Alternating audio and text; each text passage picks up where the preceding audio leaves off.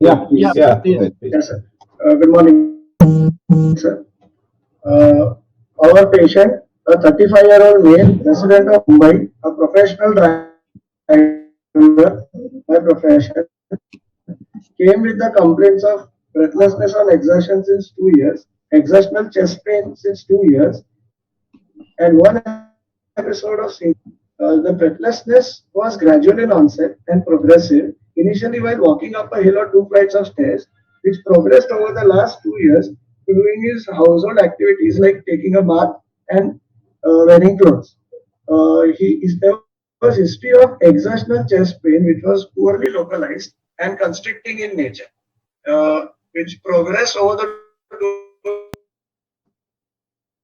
2 years with associated postprandial angina. There was one episode of loss of consciousness lasting for 2 to. Can you hear me now, sir? Yeah, yeah. Yeah. No, There was history of one episode of loss of consciousness for 2 to 3 minutes while trying to lift a heavy tire, which was followed by a fall. There was no history of any abnormal movements, frothing, tongue bite associated with the syncope. And on inquiry, he gave multiple such episodes of giddiness, not going into syncope, on prolonged exertion and starvation.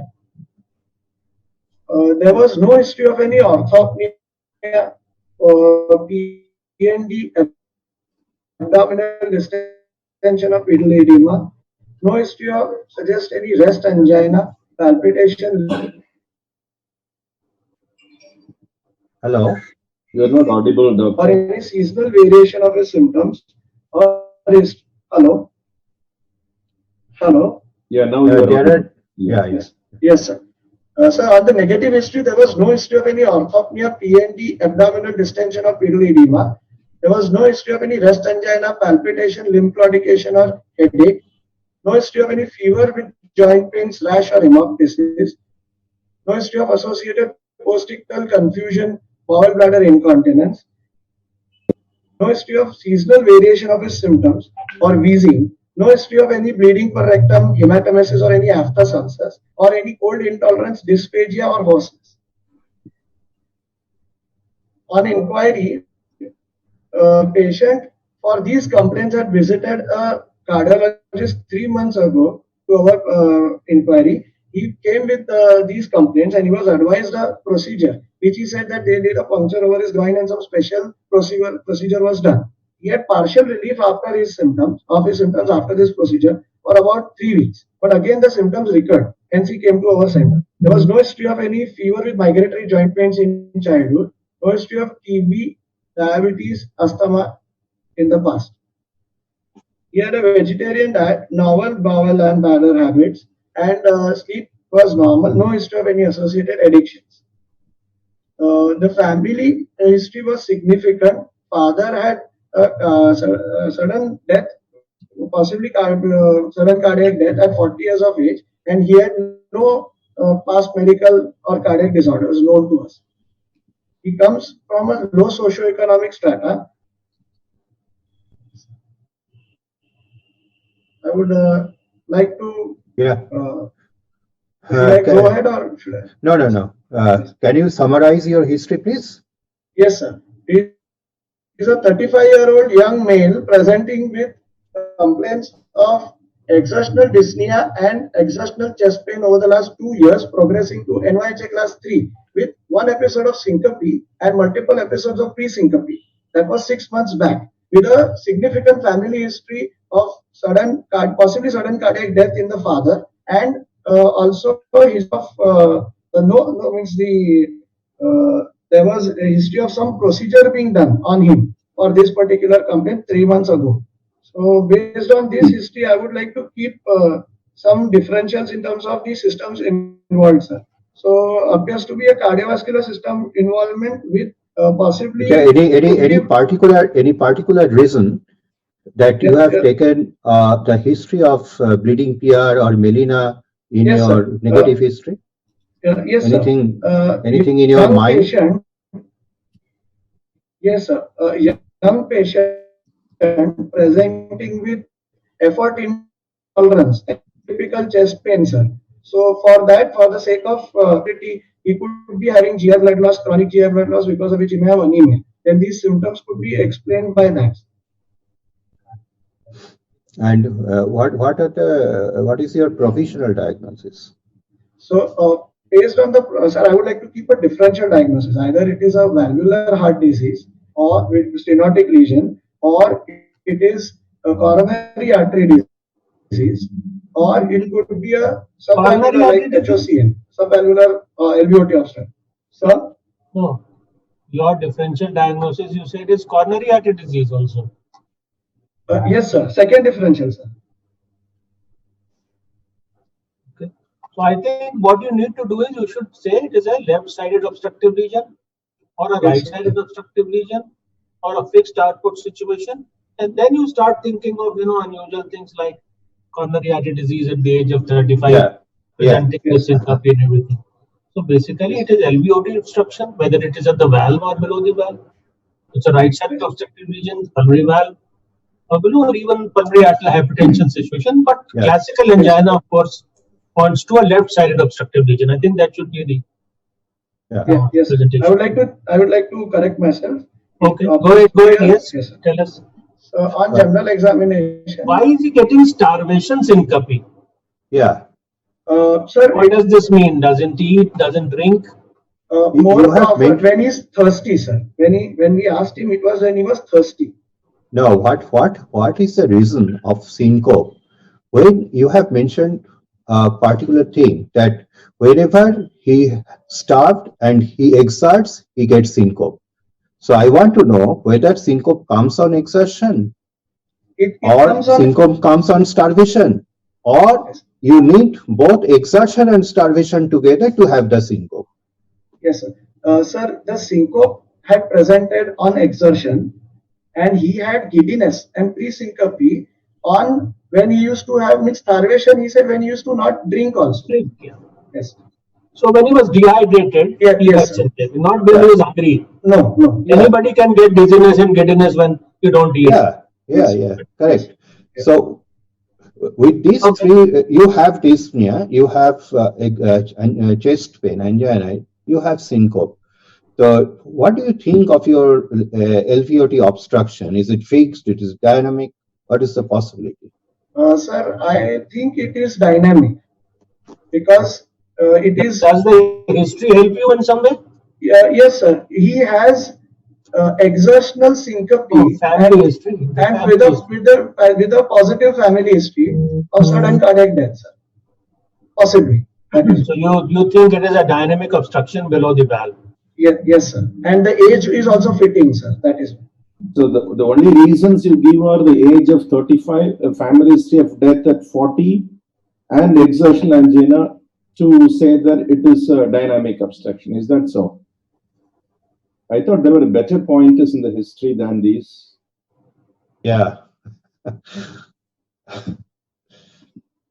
Okay, go ahead. Okay, carry on with your general survey. Even Carry on with your general survey, please.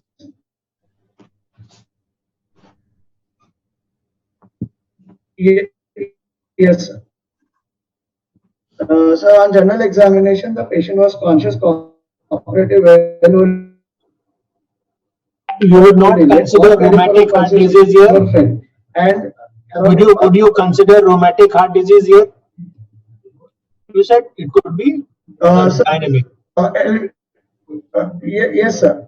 As one of the at the level of history, sir, there I have kept the differential of a fixed obstruction, but it is lower, sir. Between the dynamic and fixed, So fixed obstruction could be a bicuspid aortic valve.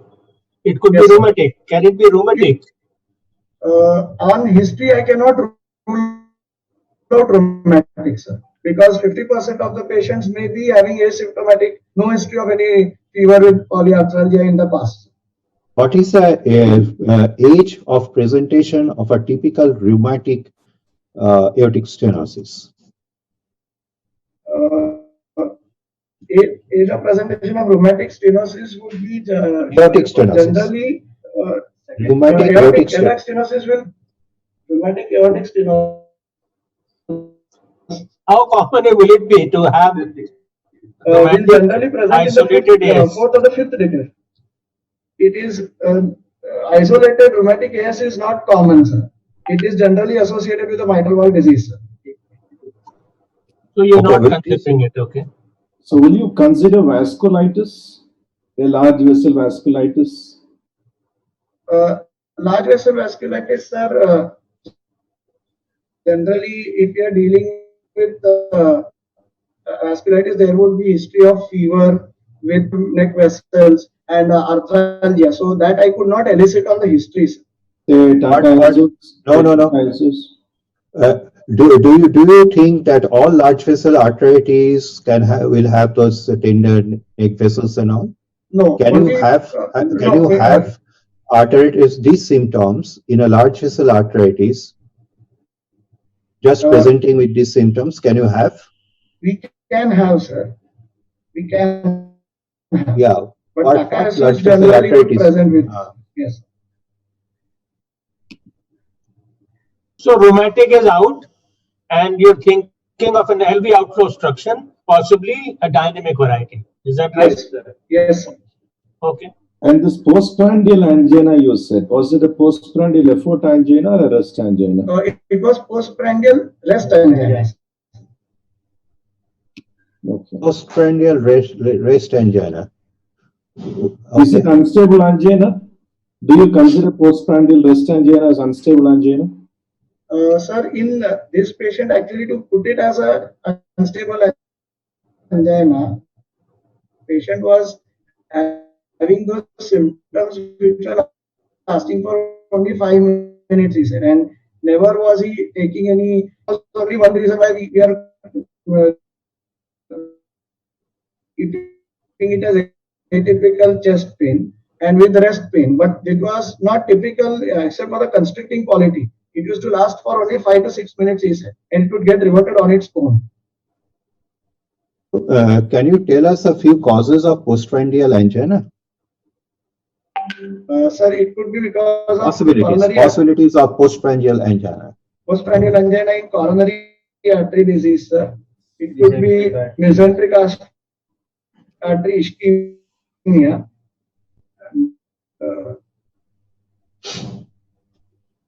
Okay, after the general survey, Any your dynamic general LV survey is obstructions over. also, sir. Your general survey is over, right? Yes, sir.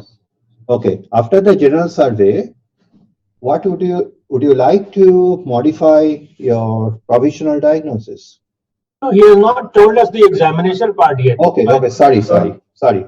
should I go to cardiovascular examination?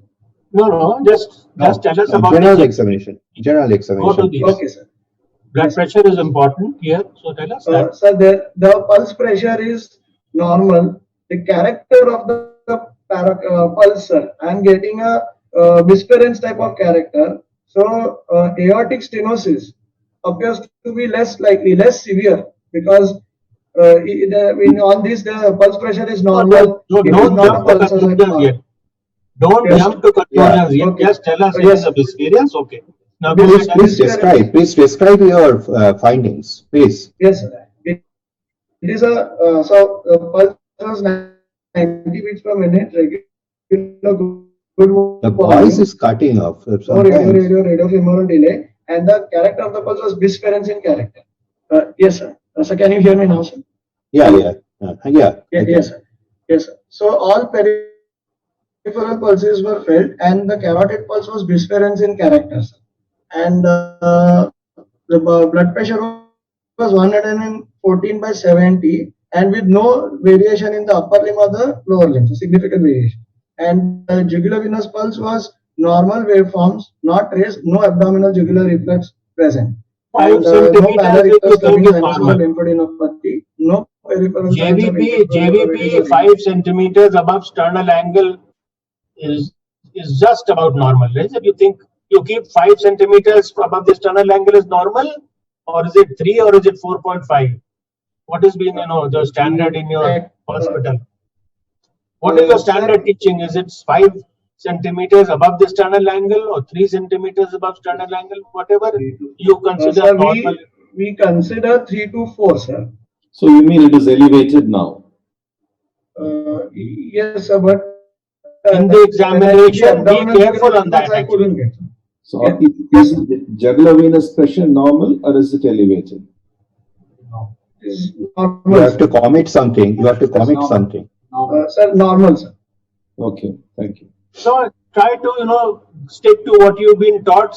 If you've been taught 3 to 5, say 3.5 centimeters or 3. See, everybody will accept 3 centimeters as normal above sternal line.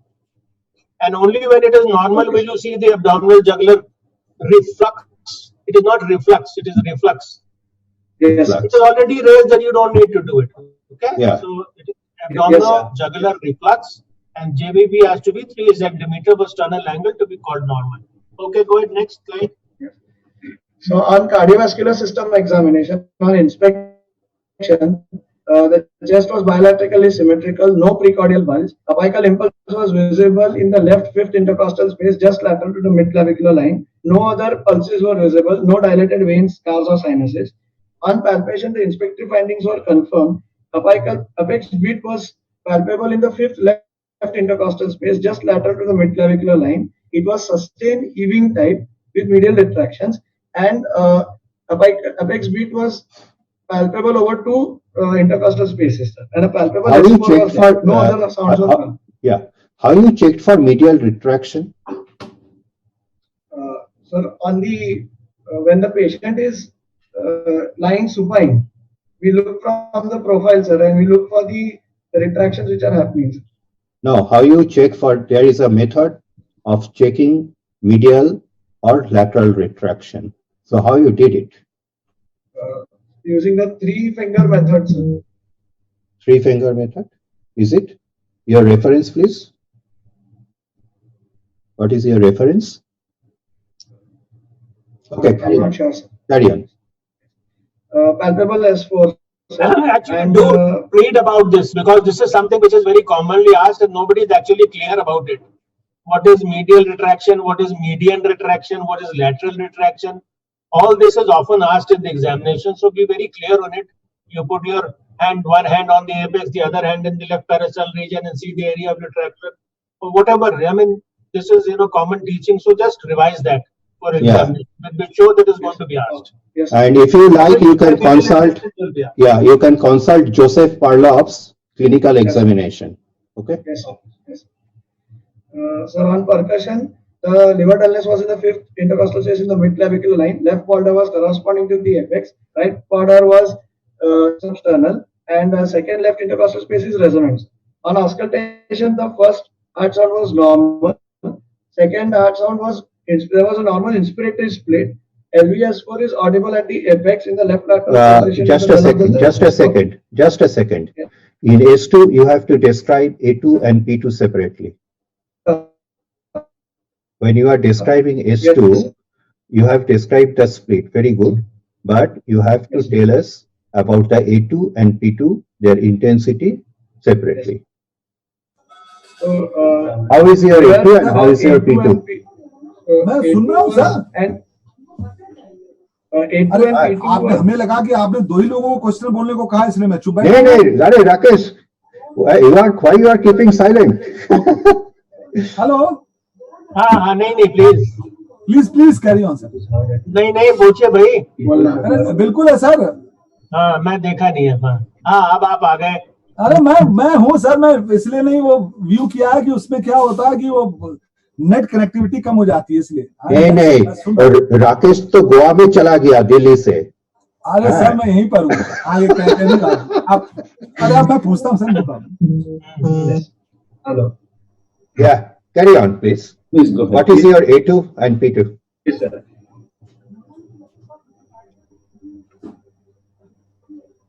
Is the A2 normal? Normal. Left intercostal space, A2 is louder than P2, and yes, it is normal, sir. And P2, P2 is not loud at apex or any other area, so normal. P2 is normal. Yes. And should I continue, sir? Yeah. Yes. Yes. So there was a harsh ejection systolic murmur, grade 3/6, best third in the left third intercostal space. In the left sternal edge with the diaphragm. It was crescendo decrescendo in shape, and it was not radiating to the carotids. And on dynamic auscultation, it got aggravated with standing Valsalva maneuver. and it reduced with lying down position and hand grip murmurs. A grade 3/6 pansystolic blowing murmur was heard at the apex, radiating to the left axilla. Also heard with the diaphragm of the stethoscope in left lateral position. Other system examination, the abdomen was soft, no organomegaly or free fluid in abdomen. There was no focal neurological deficit in the skin's examination, and respiratory system was normal rate, abdominal, thoracic, and regular. I would like to come to the clinical diagnosis, sir. It is at the end of clinical examination, sir, it appears to be a case of severe left ventricular outflow tract obstruction, which is dynamic at subvalvular level in NYHA class 3 in sinus rhythm and with no evidence of PH or infective endocarditis. In terms of etiology, sir, I would like to state my differential, sir. Can you go to your findings? Just go to Yes, your sir. finding. Cardiovascular system. Now defend your diagnosis with this finding. Yes, sir. Because what you have drawn, So, yes, sir. S1 is normal. Yes, sir. S1 has always have a 2 component. Yes, sir. Yes,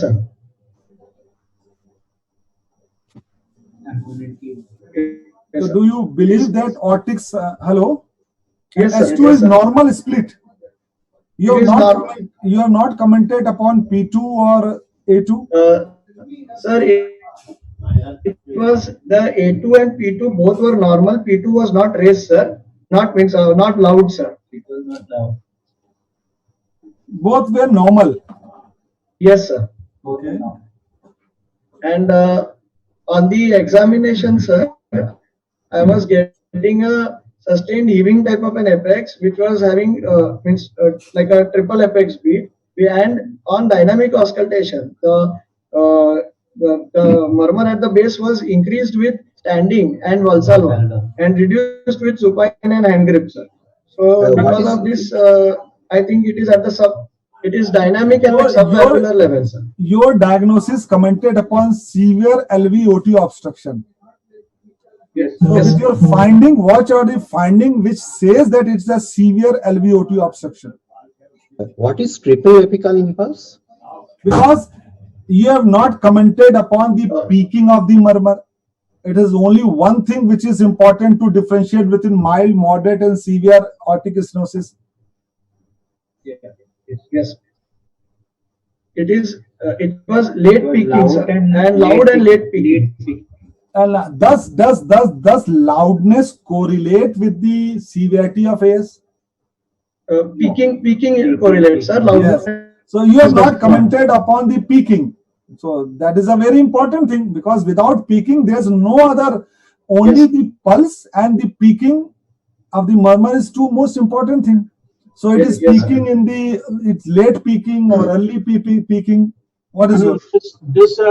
This comment that we always say that whenever the severity of pulmonic stenosis or the severity of aortic stenosis is more, you have late peaking.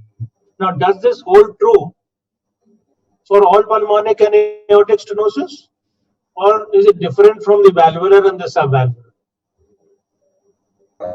Sir, it is. Is the peaking, late It is peaking different for relevant in subvalvular. valvular also, or is it only for valvular? Of subvalvular aortic stenosis. That is what sir is asking. Yes, sir. In subvalvular, sir, it is not late peaking, sir. No. It does not correlate with the intensity. It does not correlate with the severity. Subvalvular stenosis may be of two types. There may be a subvalvular membrane, or it is an Dynamic. obstructive cardiomyopathy. It is dynamic Now, obstruction. in both Yes, two, sir. what will happen? Tell me. Sir, in the dynamic obstruction, late peaking is not correlated with the severity. It is Yes. associated with the reduction in the preload and afterload. Whereas in fixed obstruction like a membrane, it will behave like a AS. So the peaking may be late. Severe obstruction will cause late peaking. So how do you differentiate the Have you murmur read of this? Have you read this somewhere, or you're just applying your mind just because the question has been asked? asked? I Sir, think I you're am applying your not. mind. I don't have a reference for this, sir. Yeah, I don't okay, have a so we are reference. all applying our mind. But I agree with Dr. Yadav that once you describe an aortic stenotic murmur, you need to specifically tell us about the duration, Peaking. Yes. the peaking, the Okay. timing of the peak, because the LV apex, the presence of S4, and the late peaking are the only three things which will tell you about the severity. The intensity of the murmur may not tell you anything much. Yes. Acha, you have committed. And then the paradoxical splitting of the second heart sound. Sound. If you have a paradoxical splitting, you are talking about a gradient which is more than about 80 millimeters. That's why I'm asking. You have commented upon a normal split sound, and you are Yes. making a diagnosis of a severe stenosis. So Normal does split, severe normal aortic A2. stenosis, it will be Yeah. a narrow split or paradoxical, or it is a normal split second heart sound? Sir. Acha, you have committed to triple apical impulse. What you have got? Yes. What is triple apical impulse?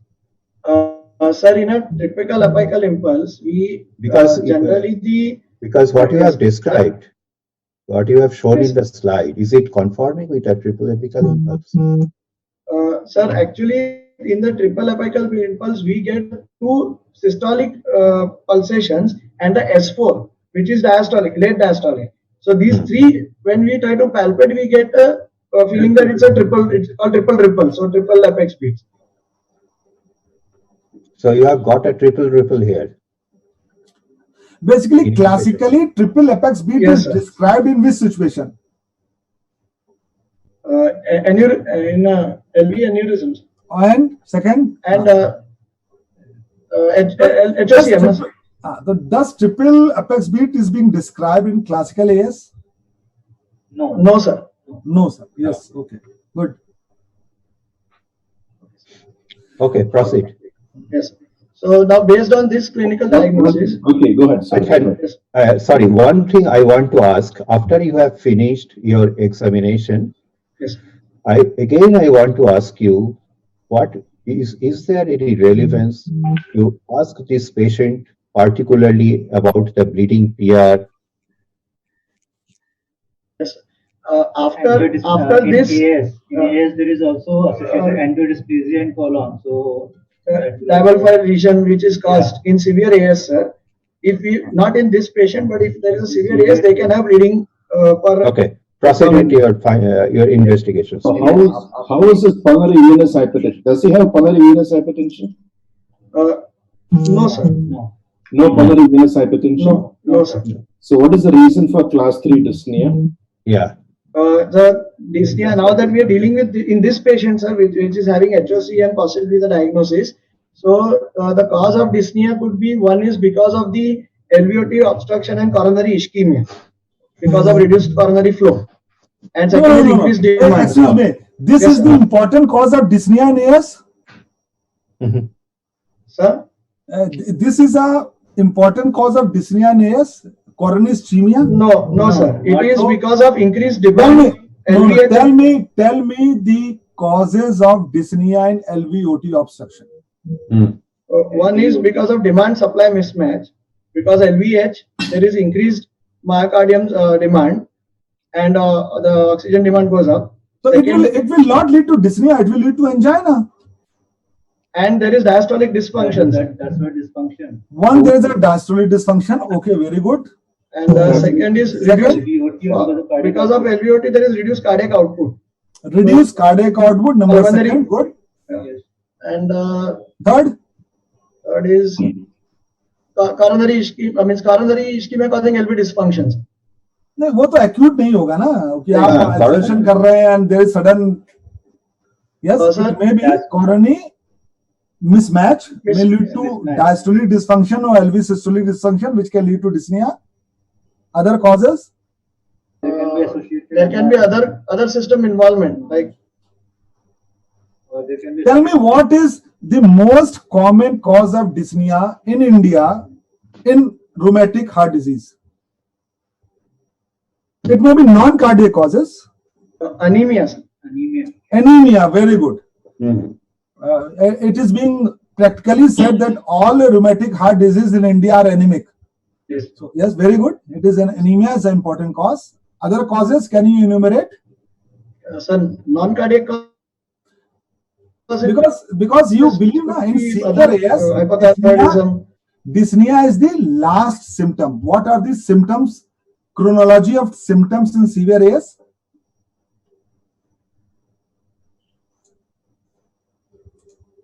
Angina followed by syncope followed by dyspnea. Yes. So dyspnea is always the last symptoms in AS. When there is a severe AS, LV dysfunction, gross diastolic dysfunction. Now, coming to your diastolic dysfunction, how does diastolic dysfunction produce dyspnea? Sir, because of diastolic dysfunction, there is increased LV, EDP, increased filling pressure. So that can cause some pulmonary venous hypertension, and that can cause some dyspnea. You said there is no pulmonary venous hypertension. Yes, sir. In clinically, I am not able to get a significant pulmonary venous hypertension. Why is that? But you are getting dyspnea. Why is that? Yes. Why is that he doesn't have dyspnea now? He doesn't have dyspnea, so the pulmonary venous hypertension is normal. What happens when he exerts? The diastolic, Yes. the LVED So these are goes what? up. Yes, sir. This LVDP will worsen, sir. So in such patients, when you do the echocardiogram, the pulmonary artery pressure you may get may vary. Yes. So why your fixed low output will cause dyspnea?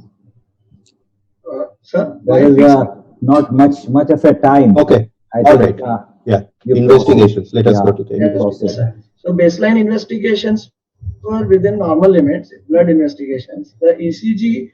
No, just sinus comment. rhythm. Is hemoglobin is normal? Hemoglobin is normal. What is the normal range of male and female? 14 to 16, sir. It is 14 13 for is males. normal. Yes, sir. For Indian males, we can take it as normal. No, what is an Indian definition? You cannot go away with that. What is an Indian definition? Sir, WHO definition. WHO definition says that below 12 grams of hemoglobin, you consider up to 12 is considered normal. Below 12 is anemia for males. 11 is for females, and pregnant females it is 10. Sir. It's much less. India, they have decreased the threshold for treatment of hemoglobin. Okay, good. Go ahead. Yes. Yes, sir.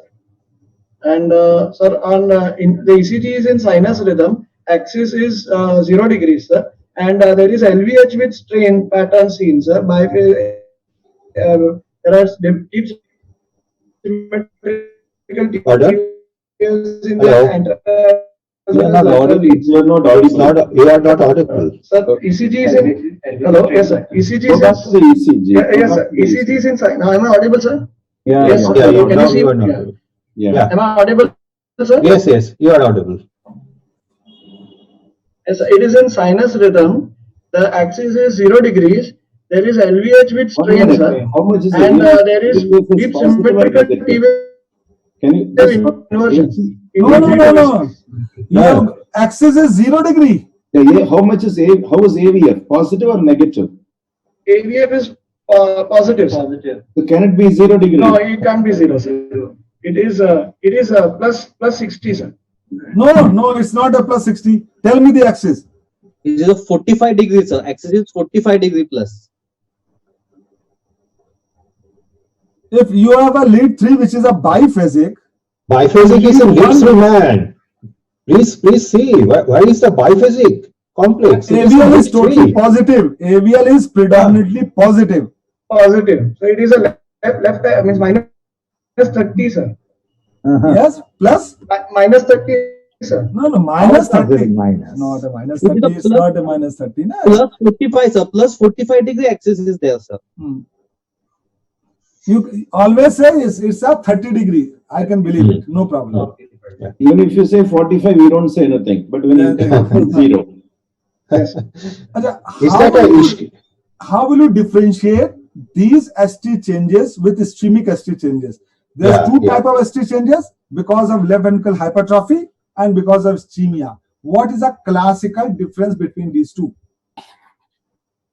I think he was telling us. He was telling us something about symmetry and asymmetry. He was saying that. Is it symmetric or asymmetric? Convergence. Pardon? Hello? Yes, yes. You go ahead. You are not Go ahead. well audible. Yeah, now you are audible. Symmetrical T-wave invergence, while in ischemia there will be deep T-wave symmetrical T-wave invergence. Symmetrical T-wave inversion then? Deep, yeah. In ischemia. Ischemia. Wait, what is the typical description of a ischemic T? Does Deep it fit? symmetrical T-wave invergence. With ST depressions. Now, about the T, what about the T? Is it an ischemic T? No, this is not an ischemic. It is Why? asymmetrical and more of a strain pattern. Okay, next X-ray. The X-ray is well centralized, well exposed strain diagram, and appears to be normal. There's no evidence of any PVH or Absolutely. PH on this X-ray. No cardiomegaly. On 2D echo, sir. In chest X-ray, No, no. just a minute. Yes. In Yes. chest X-ray, in a LVOT obstruction, what information you can get from the aortic knuckle shadow?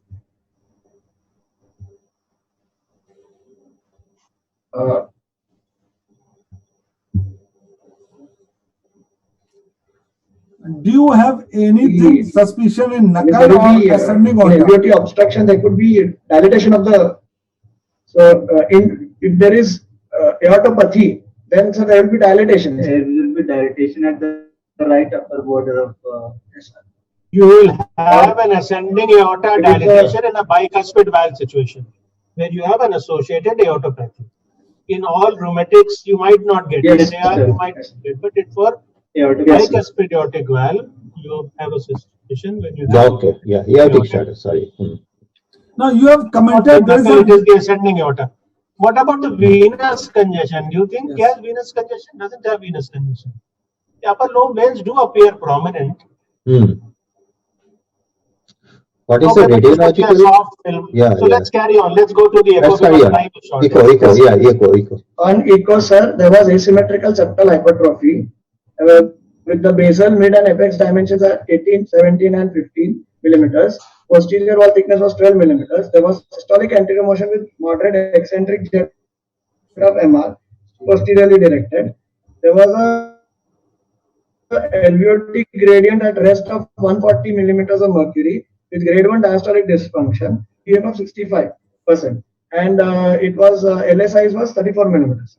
So we did a cardiac MRI as well as a Holter. Did you expect some other pattern in the LV outflow Doppler study? Are you happy In with the- this? On Valsalva there will be a There- notching. There was On Valsalva there will be a notching. The dagger pattern will be more. You do not always get it, but then there is a pattern described for this. Okay, let's carry on. Okay. What are you trying to show here in the M mode?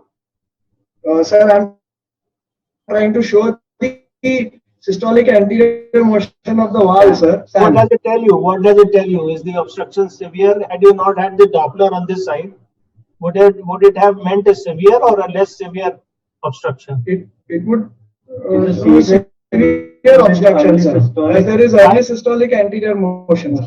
No. It is the There is time. an early systolic anterior motion. The timing is important. See, it is not the early itself, just the early part.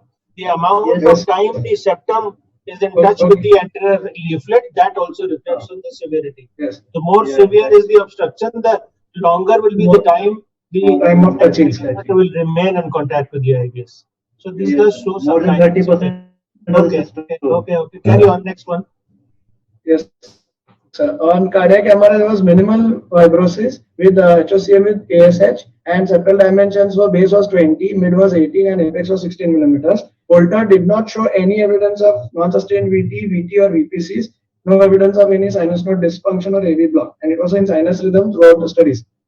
So this patient with this diagnosis, we had made a diagnosis Hello. This is Hello. hypertrophic obstructive cardiomyopathy with severe LVOT gradient. How many, And patient was placed on metoprolol succinate. how many have you assisted? How many alcohol septal ablations have you assisted in your third year? Yes, sir. In my 3 years, I have assisted 3, sir. And what was the most difficult part of this procedure?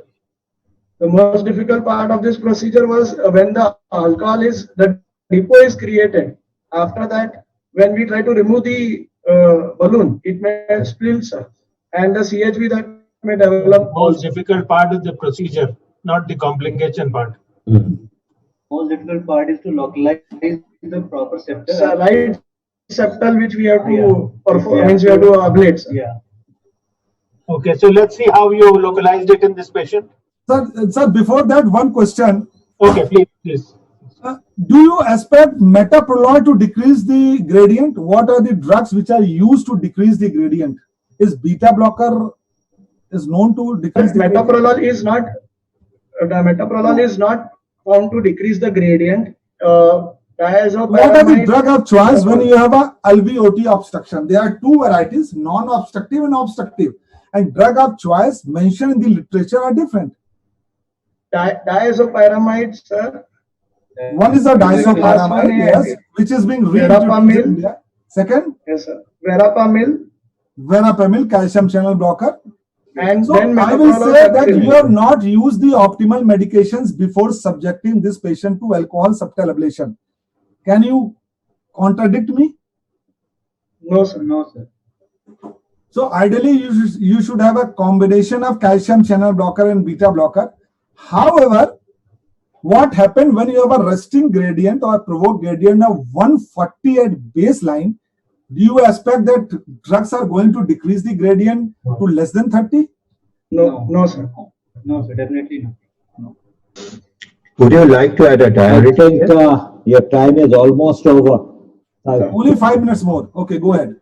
Would you like to add a diuretic here, given the dyspnea and all this? Sir, in this patient, because of so high gradients, I would not want at this moment, sir. I would like to first do the intervention and then reassess his symptoms. Diuretics might worsen the LVOT gradients. And would you should avoid like diuretics as much as possible. You should not give diuretics in these patients. Diuretics and diuretics. Yes. Sir, this was the CAT study, sir. It is showing the post-extrasystolic LVOT accentuation with fall in the pulse pressure, which is classically described as the Brockenborough-Maurer sign, sir. Brockenborough-Maurer sign. And this was the procedure that we did, sir. It is called alcohol septal ablation. Sir, in the procedure, sir, basically after securing a femoral arterial as well as venous access and securing a temporary pacing wire in the RV, we just tell me how much alcohol you give. And we look, sir, it is decided by the 1 ml for every 10 millimeters. 2 to 3 ml is generally what we give. And create the type of alcohol? Transthoracic echo. What sort of alcohol? 95% absolute alcohol. So, do you think the incidence of block has come down? Now, recent years, we don't get so many blocks as we used to get in the earlier times. Yes, sir, but that is in the literature. The literature they have described that they are using less amount of alcohol compared to what they were doing before. So that is the question that Dr. Yadav wanted to ask, as to what is the quantity. And you rightly said it has to be within 3 ml. So don't use too much of alcohol, otherwise you will end up in a block. Good. And don't try to get gradient on table to normal. It will take time to come down. So that is the mistake which we always do. Give 1 ml, the gradient doesn't fall. You give 1 ml. Triphasic response. Triphasic response. And tell me one thing. What are the predictors of complete heart block during septal ablation? Just give me the last question which I am going to ask. Baseline, if the patient has baseline RBBB, then or a baseline LBBB, then baseline LBBB is one. Second is when when we are using the right sided branch of the septal. You are not audible. Hello, Yeah. hello, Go ahead. hello. Yes, sir. Can you hear me, sir? Yeah. Yes, sir. One is that when the patient has an associated LBBB, and second is when we use the right division of the septal branch, sir, and not go for the left division, sir. Hello. Will you advise ICD for this patient? In this patient, sir, ideally we should have advised ICD because patient has an unexplained patient has a syncope, unexplained syncope with a family history, sir. Okay. So that is why. But since patient could not afford, What percentage of the he first did myocardium the had septal LG? ablation. What percentage of the myocardium had LG? 15% on. Sorry, sir, I'm not able to get Hello. your question, sir. So what percentage of myocardium was involved in LG? Hello. Yes, sir. Had fibrosis. 15% in this patient, there was minimal fibrosis, but 15% if it is involved, then it is also a marker of sudden cardiac death. So this is less than 15 in this patient. Yeah. Yes. What are the high risk markers you have in this patient for sudden cardiac death? Syncope. This is my last question to you. Syncope with in the last 6 months with a positive family history, sir. What are the major? Okay. Yes, sir. What are the major risk factors for sudden cardiac death in these patients? In these patients, it is unexplained syncope, family history of sudden cardiac death, hypotensive response on a CST. Also, there is evidence of NSVT runs on the Holter, and also there is more than 15% late gadolinium enhancement of the MRI. Okay, good. I think time is already 5 minutes past your scheduled time. I think we should call it a day. Thank you very much. Thank you. Guys from KEM. Professor was totally silent here. It was ethical. I wish I could have been a true internal examiner giving some hint, but I was quiet. No, it is better to be quiet for your own center. It is better, preferable. So, please, all the agreements, please put your marks and put it in the WhatsApp. And thank you, KEM guys, for a good show.